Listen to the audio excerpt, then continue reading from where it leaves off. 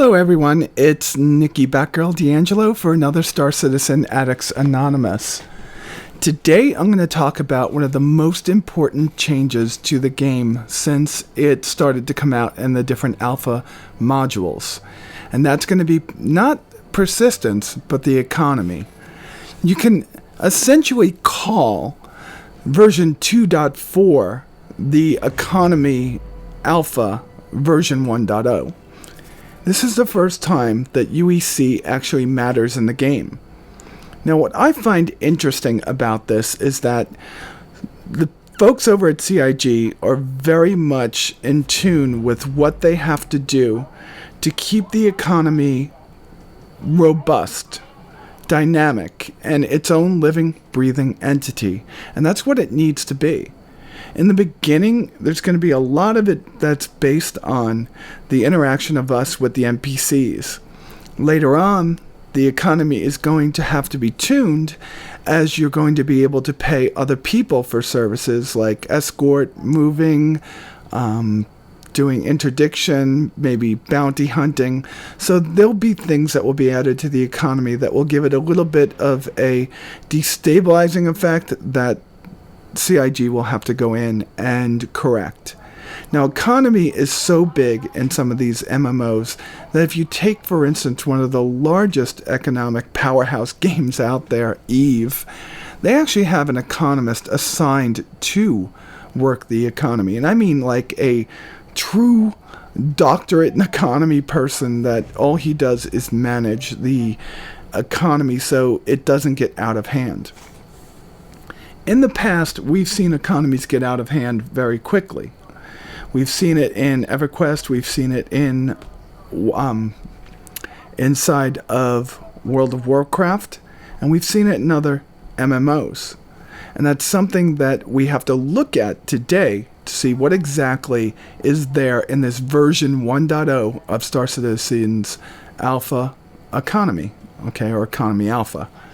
So the first part of it is going to be, how do you take money out of it? We know how you put money into it. You put money into it by giving people rewards for completing missions.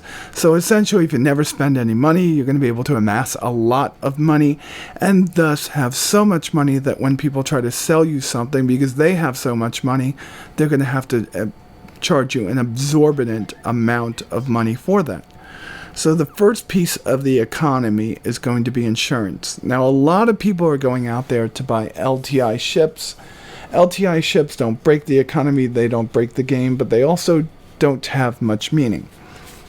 Because even when you have an LTI ship, you're still going to have to wait for your ship to be produced or reproduced if you get it blown up. And thus, if you want to fly it again rapidly, you're going to have to pay for a rapid replacement. And that's something that we'll see at the end of this little piece. So insurance is the first part of siphoning money out of the economy by giving you a monthly, bi-monthly, bi-yearly, or yearly fee that you pay for insurance on your ships. That way, when they get blown up, they'll be replaced for a small fee, or possibly for no fee, but you pay the fee to expedite that. Then you will, of course, almost blew my ship up there. Well, that'll come later. You'll be able to, let's just put it this way as I got off on a tangent. Insurance is a big part of siphoning money out of the economy. We'll just go back to that statement. Now here in this interaction, I am going to take out this poor little hornet that a pirate evidently has stolen, and I'm going to launch a missile or two at him because I'm getting tired of doing the ring around the rosy thing with this guy, which a lot of the fights have been turning into recently, and I just don't like that. So my missile takes him out, and we're done. So now it's time to go out and take the next guy. Why am I talking about combat? Because we're going to talk about how this has to do with our economy speak, right? So had I completed this mission, I would have gotten 2,500 credits. But since I don't complete it, I instead have to put money out of my pocket. So what goes on with this guy is that I do the little turnabout, and all of a sudden, in a few seconds, you will see you line him up. We've got him lined up and gets away. Gonna line them up again. Got them all set. And he just crashes into me and I blow up. So now my ship is dead. Okay, I have been put into one of my clone bodies, or I was recovered and taken care of, and now I am being woken up in my chamber over on Port Olisar. So now I want to go fly that ship again. But I might not be able to fly that ship again because that ship now has had a build order put on it. So I have to wait for the ship to be built. Well, I just went by. Inside of the PTU, it's a 1-minute timer. I'm sure it's going to be much longer once the game goes live in a few months, and maybe a little bit longer when the game goes on to the live server for the alpha. But right now, it's 300 UEC. I pay for it. I get my ship back. So, thus, I could have made money. Instead, money goes out of my pocket and gets dissolved inside of the taxes that the system has.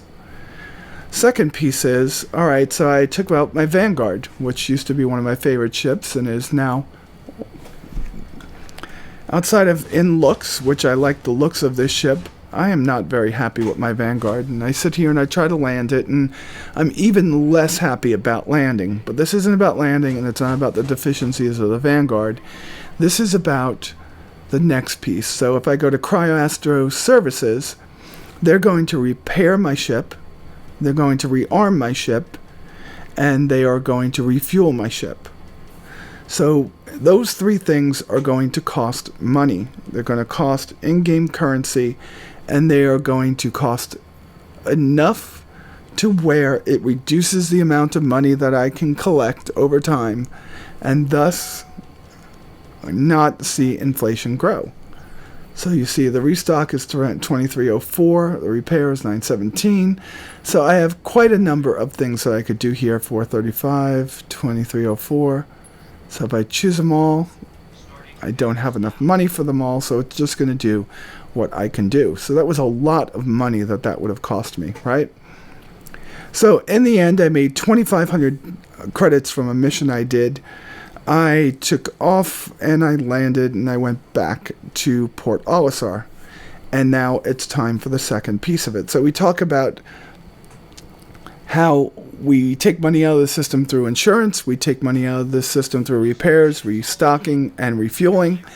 Well, let's talk about the things that we can't show here that are going to happen in the future. You will be taxed on your hangar space. Consider it a property tax that you pay the UEE, and that will come out of your profits, come out of your bank each month, each week, each day, whatever it is. However, CIG implements that when it's time. You're also going to have landing fees for docking at some of these different spaceports. Hey, that's just what real life is. There's landing fees at different municipal and private airports. Not a big deal. You pay it. I think some of the landing fees that you have are $7, and that's not a whole lot. Sometimes the FBO that you fly out of will have some kind of an arrangement with that place. Nonetheless, landing fees in Star Citizen have not been implemented. You're also going to pay for other items in the game, other taxable items, or not tax, but ways to draw out money from the system. So we're going to land here and thinking about where we've been. We went on a mission. We had to rearm, restock, refuel.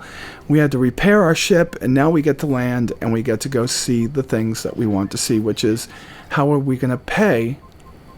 Well, not how are we going to pay. What are we going to do with the money that we earned? We're going to go and we're going to buy some things. Some things are going to have a very big value on the missions that we do. Some things are going to have no value in any mission, and it's just going to be, hey, vanity items, how we look. Nonetheless, both of those types of items are actually available in 3 different shops on Port Olisar. Now, Port Olisar has a Kasaba. They have a live fire weapons place. And I forget what the defense place is. We'll be able to go up to that in just a few minutes and see exactly what they have and how that affects the gameplay. So just give it a few minutes here. I want to make sure I get my ship just perfectly set. Ugh, landing just absolutely sucks in Star Citizen. Alright, so we know that the door is over here. So as soon as we go through the door over here, we should have two places in front of us. They should be, let's close the airlock so we don't space or vent the oxygen from Port Olisar and wind up paying a boatload of money. Alright, so we have two places right over here, but we're going to go to Kasaba first, because Kasaba is where you can get the vanity items. The items that don't really matter, it's how you look. It's where you get to personalize your character, so when you're walking around, people know it's you.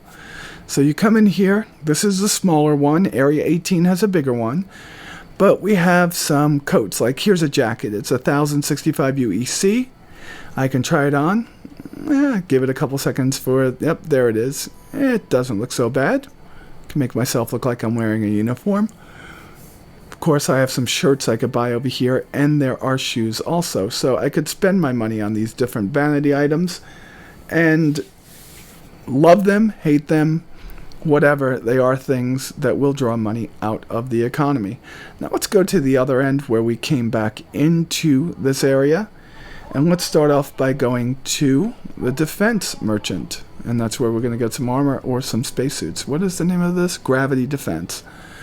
Gotta look out the window first. Every time I come here, it's just too beautiful to pass up. So we'll go into Gravity Defense and see what he has. Spacesuits, light armor. Not bad, right? 9,500 for some light armor. Medium armor. Looks like the Marine Corps armor, right? Trying to see how much I have. I think I have about 4,300.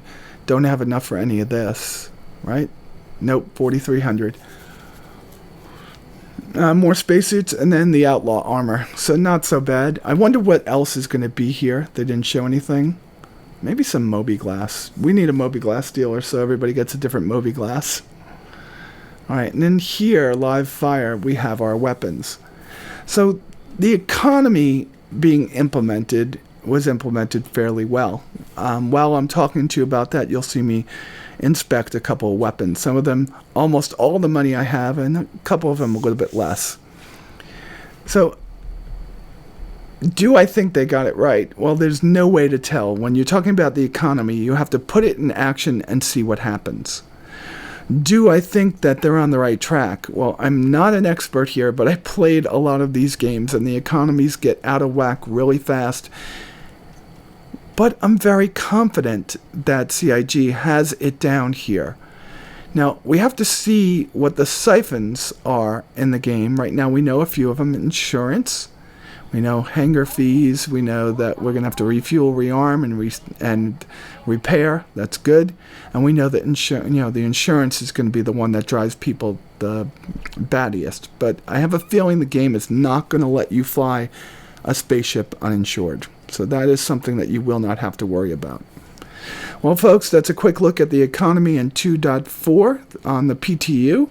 And when it goes live, just consider it version 1.0 of the alpha economy. With that said, you all be safe out there, and I'll talk to you soon.